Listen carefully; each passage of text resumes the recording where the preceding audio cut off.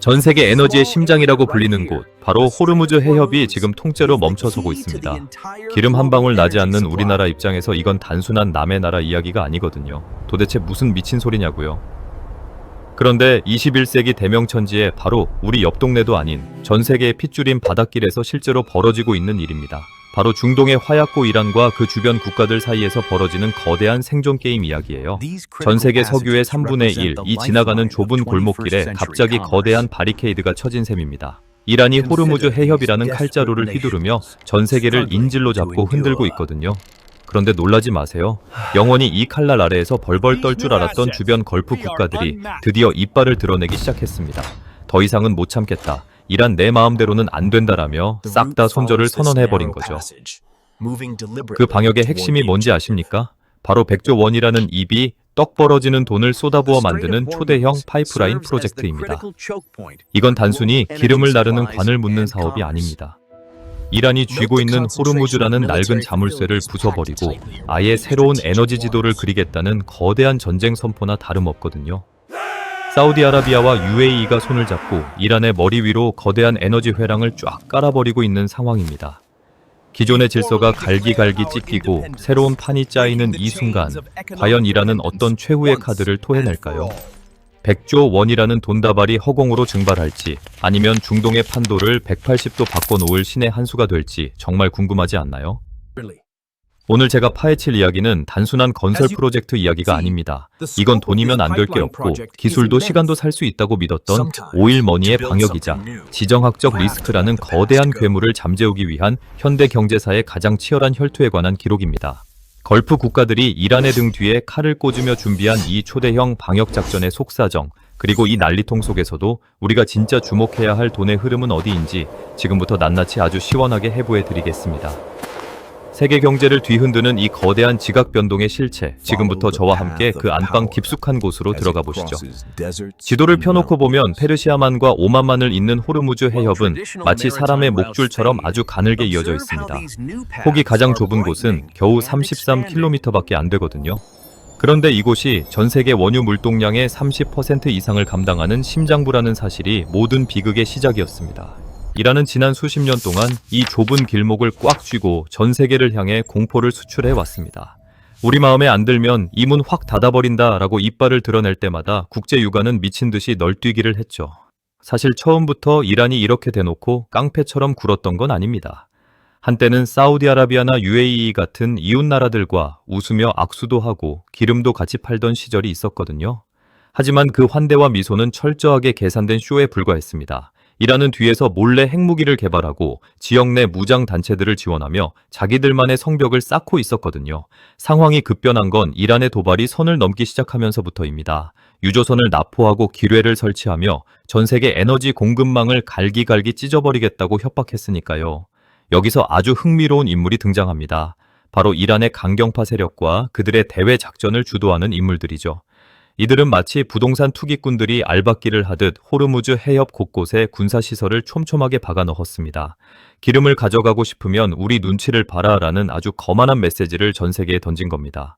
전 세계의 경제가 이름도 생소한 중동의 좁은 해협 하나에 인질로 잡혀있는 이 기가 막힌 상황 말입니다. 걸프 국가들은 처음엔 돈으로 평화를 사려고 했습니다. 파격적인 제안도 해보고 경제적 협력이라는 달콤한 사탕도 건네봤죠.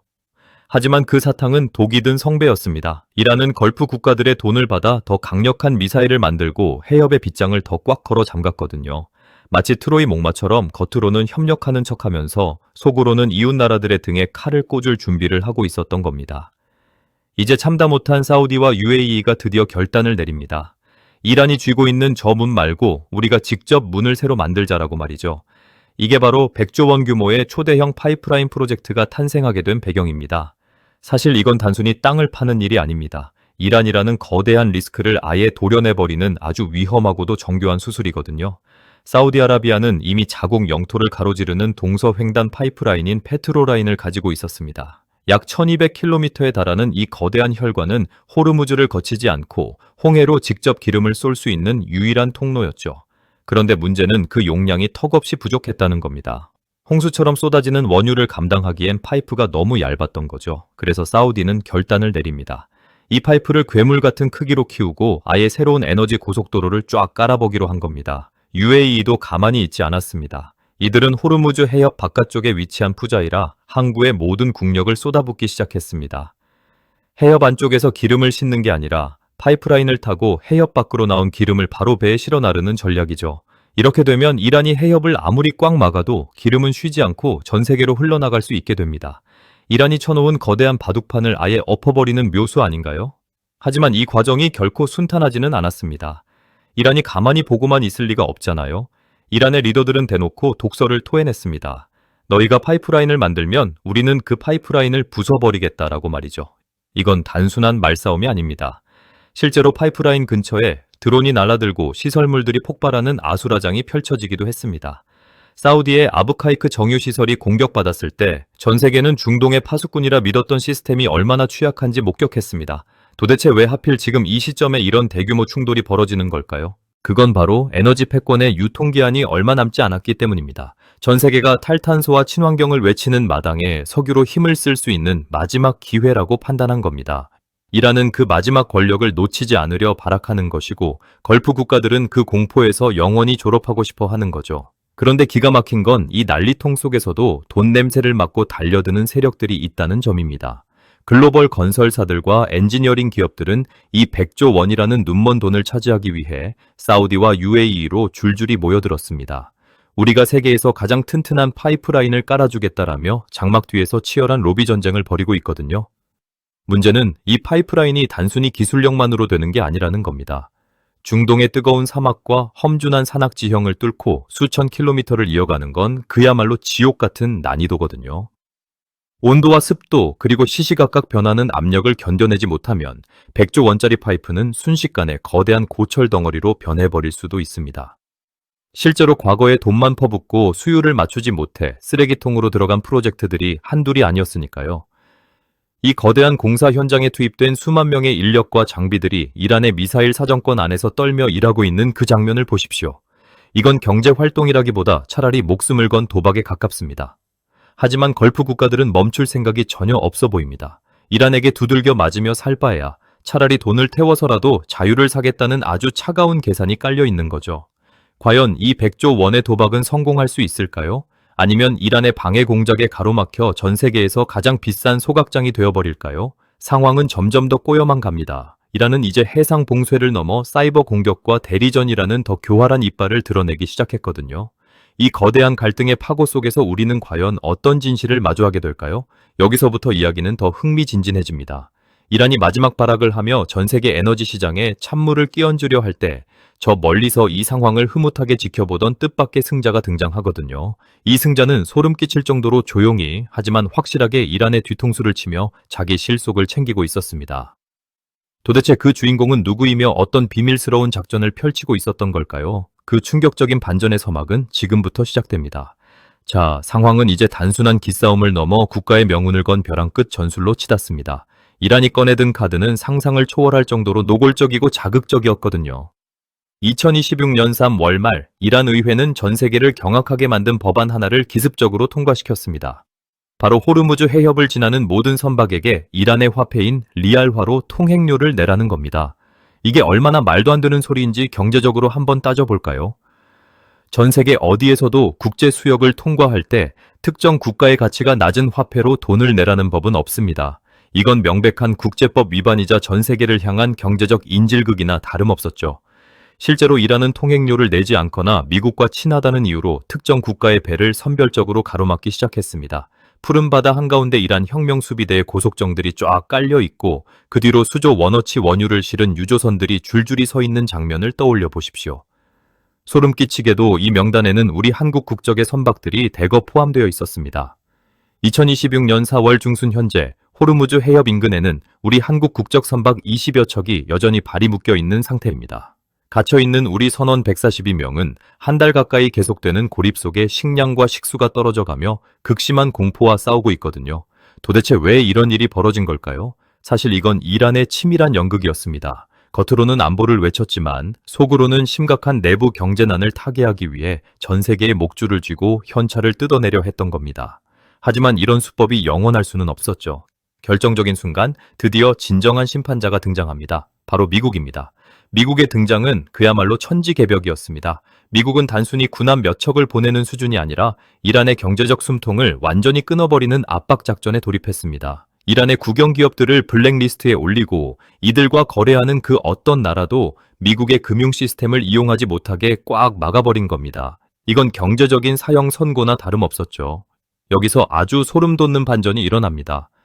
미국이 채찍을 휘두르는 동안 우리의 주인공 삼성전자와 글로벌 기술 기업들은 소름 끼칠 정도로 조용했습니다.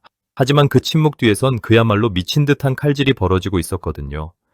이란이 해협을 막고 난리를 치는 동안 전 세계는 이란이라는 변수를 아예 지워버리는 초격차 전략을 가동했습니다.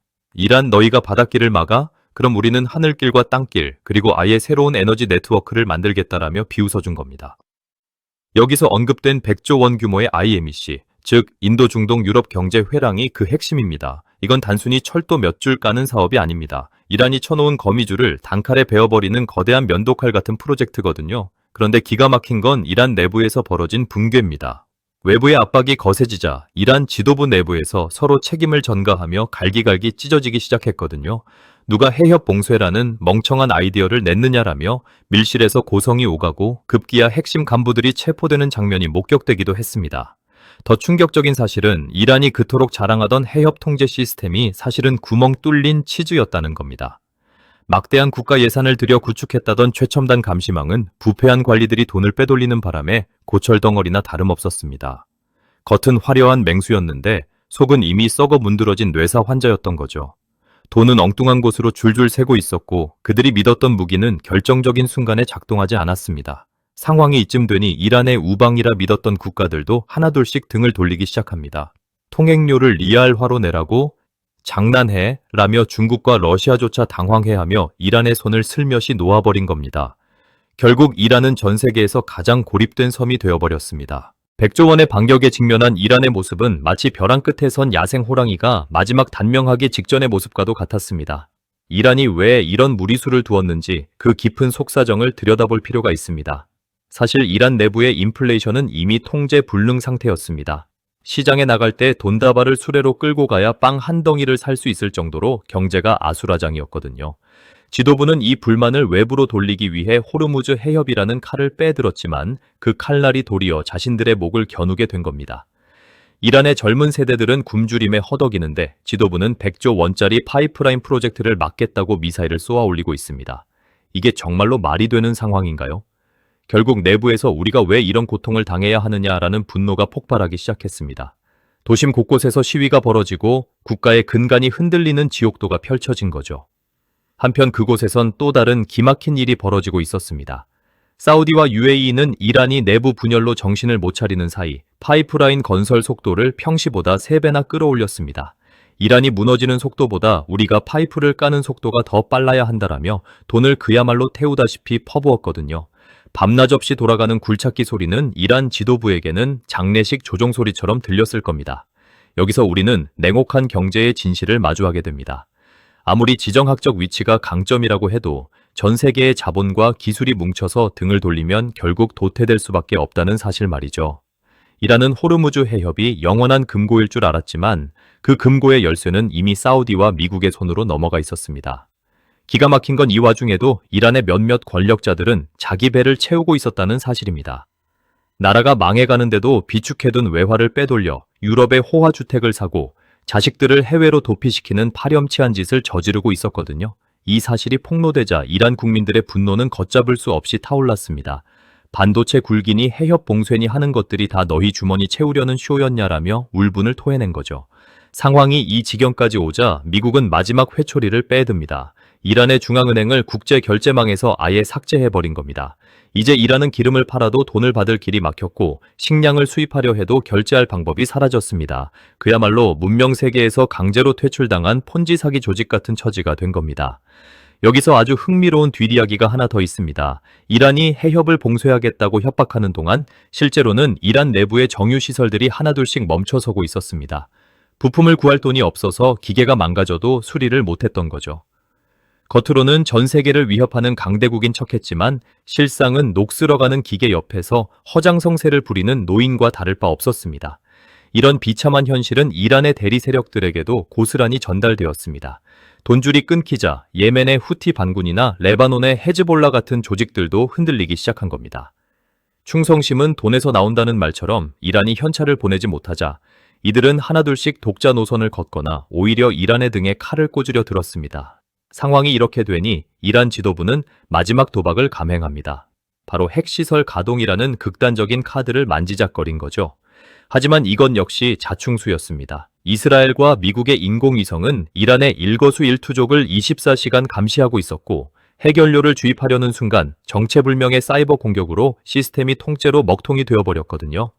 여러분, 한때 전 세계를 호령하던 에너지의 패권자가 이제는 자기 앞마당 물길조차 제대로 통제하지 못해 아수라장이 된 이 현장을 보십시오. 과연 이란은 이 지옥 같은 상황에서 벗어날 구멍을 찾을 수 있을까요? 아니면 이대로 역사의 뒤양일로 사라지는 폐기물 처리장이 되어버릴까요? 사건은 여기서 멈추지 않습니다. 이란이 몰락해가는 그 틈을 타서 중동의 다른 나라들은 벌써 다음 판을 짜고 있거든요. 이란의 불행이 누군가에게는 일생일대의 기회가 되고 있는 셈입니다. 100조 원이라는 거대한 자본이 이란을 짓누르고 지나간 자리에 과연 어떤 새로운 권력이 싹트게 될까요? 사실 이 모든 난리통의 끝에는 우리 투자자들이 반드시 알아야 할 차가운 숫자들이 숨어 있습니다. 이란이 비명을 지를 때 누군가는 조용히 계절을 불리고 있었고 전 세계 에너지 패권은 이미 서쪽에서 동쪽으로 그리고 해상에서 육상으로 그 축이 이동하고 있었거든요. 이 거대한 지각 변동 속에서 진짜 돈을 버는 사람들은 어떤 무기를 준비하고 있었을까요? 결국 호르무즈 해협의 봉쇄는 이란의 승리가 아니라 이란을 제외한 전 세계가 하나로 뭉치는 촉매제가 되었습니다. 고립된 이란은 텅 빈 해협을 바라보며 자신들이 얼마나 큰 착각을 했는지 깨달았겠지만 이미 기차는 떠난 뒤였습니다. 이제 세계 경제는 이란이라는 변수를 제거한 채 더 빠르고 더 안전한 새로운 길을 향해 거침없이 나아가고 있습니다. 결국 이 모든 소동이 우리에게 말해주는 진실은 아주 명확합니다. 이란이 호르무즈 해협이라는 낡은 열쇠를 쥐고 흔드는 동안 전 세계는 이미 도어록 자체를 바꿔버렸다는 사실이죠. 100조 원이라는 어마어마한 돈이 단순히 모래사장에 뿌려진 게 아닙니다. 이건 중동의 에너지가 이란의 입김에서 완전히 자유로워지는 새로운 독립선언이나 마찬가지거든요. 이제 기름은 바닷길이 아니라 사막 아래 촘촘하게 박힌 파이프라인을 타고 빛의 속도로 흐르게 될 겁니다. 이란이 해협을 막겠다고 엄포를 놓아도 전 세계 경제가 예전처럼 사시나무 떨듯 떨지 않아도 되는 시대가 오고 있는 거죠. 이건 지정학적 리스크라는 단어 자체가 역사책 속으로 사라지는 거대한 전환점입니다. 우리 투자자들이 여기서 반드시 주목해야 할 포인트가 있습니다. 이란의 몰락과 100조 원의 인프라 투자는 결국 새로운 돈의 길을 만들고 있거든요. 원유 그 자체보다 그 원유를 안전하게 배달하는 기술과 시스템을 가진 나라들이 앞으로의 패권을 쥐게 될 겁니다. 삼성전자나 우리나라 건설사들이 이 중동의 대변혁 속에서 조용히 미소 짓고 있는 이유도 바로 여기에 있습니다. 위기는 언제나 누군가에게는 절망이지만 준비된 사람에게는 인생을 바꿀 기회가 됩니다. 이란이 쳐놓은 공포의 장막이 걷히고 나면 그 뒤에는 상상도 못할 만큼 거대한 새로운 시장이 열릴 것이 분명하니까요. 100조 원의 돈다발이 향하는 곳, 그리고 이란의 비명소리가 잦아드는 그 지점에 바로 여러분의 다음 수익 모델이 숨어 있습니다. 오늘 제가 전해드린 중동의 긴박한 드라마, 여러분은 어떻게 보셨나요? 단순히 먼 나라의 전쟁 이야기가 아니라 내 계좌와 직결되는 가장 뜨거운 경제적 실화라는 사실을 잊지 마세요. 세상이 바뀌는 속도는 우리가 생각하는 것보다 훨씬 빠르고 냉혹합니다. 그 변화의 물결 위에서 중심을 잃지 않는 눈을 가지시길 바랍니다. 오늘 준비한 소식은 여기까지입니다. 영상이 도움이 되셨다면 구독, 좋아요, 알람 설정까지 아시죠? 시청해주셔서 정말 감사합니다.